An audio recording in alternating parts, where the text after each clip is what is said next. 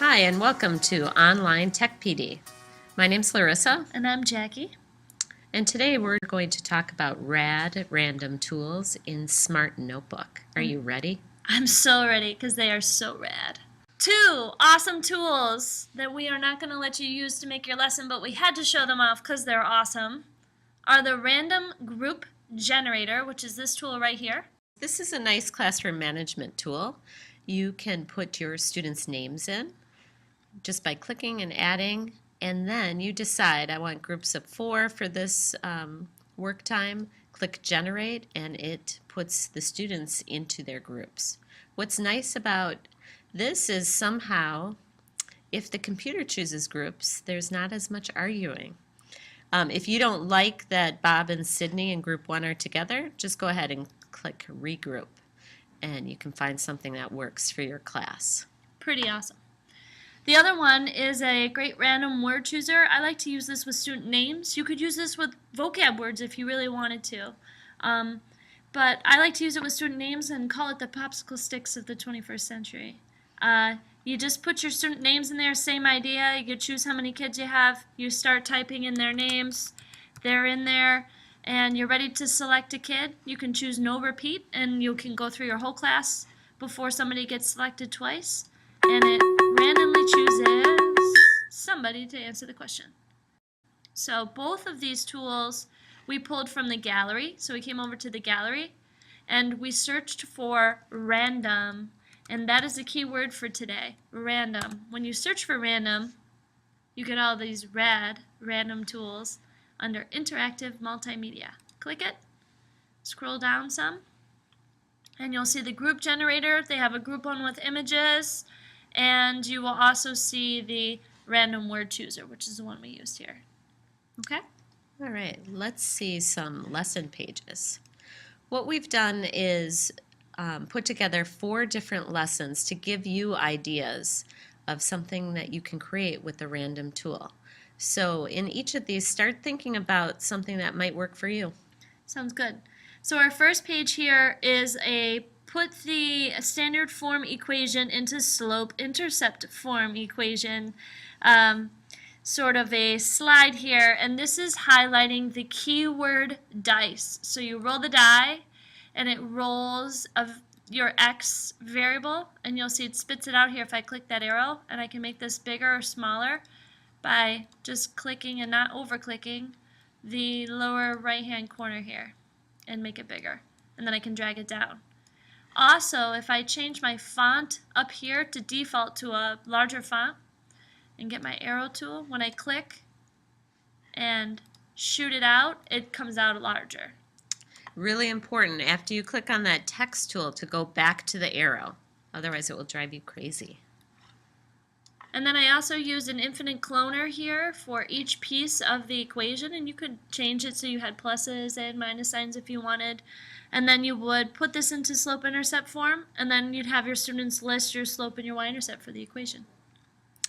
I'm no math teacher, Jackie, but I like this that it's the mini, it could be the mini lesson, and it seems like it could be the work time or the interactive part of the lesson also.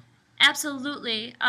You get 6 options for this because it is a dice. It's a keyword dice. So you get 6 options to put in for each die. So that's a lot of equations that you could create. You could also do negatives in here because it is keyword.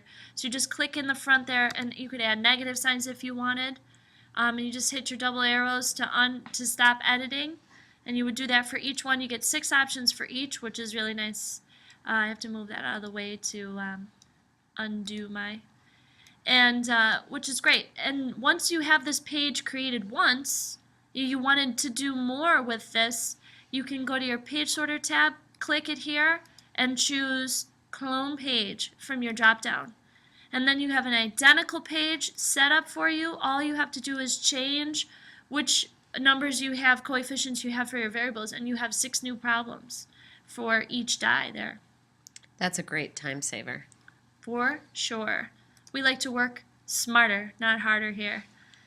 Alright, so this is under the gallery. Unfortunately, this one doesn't come up under the random search, but we thought it was useful to show you. So you have to search for dice on this one, and when you click, you want interactive, And make sure you look not for pictures, but interactive multimedia. You'll see that little F. These are all flash files. And this is the die here. Just drag it in, or double click it, and there it is. I actually added 2 of them, and then you would just hit your arrows and go to town. To get rid of these, you can right click on it and then choose delete. All right, we got some more for you. So there's one. Oops, another math example. Jackie, you're on. All right, so random text tool, similar idea. Not a die though. This one, when you search in your gallery for random, this one comes up here. So random text tool under interactive multimedia, this one comes up, and now we can stay in our random category because we're done with the dice. But so we put on this page 3 shapes and some text boxes, and in this random text tool we have some fractions. You click it, it comes up with a new one, you spit it out, and then you categorize that into what it reduces to. Click again, reduce them, click again, spit it out, and you'll notice my font is large because it's still large from when I changed it the first time. On this tool, you can put vocabulary words in, and each of the groups could be noun, verb, adverb, parts of speech. Yeah, you can do anything in this one because it is text, which is great. And you can put a lot more items, words or fractions in.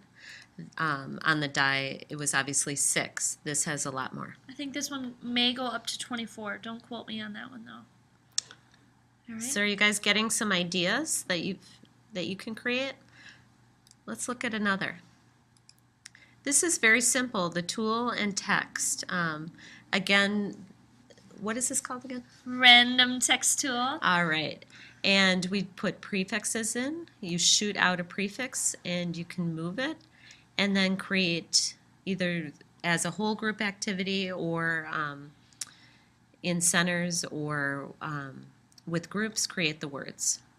What's nice about this is you could have a worksheet that the students have in front of them and they're doing the same thing you're doing on the board in their notebook or on their sheet. All right. Pretty straightforward. Same tool again under the gallery random, and this is the random text tool.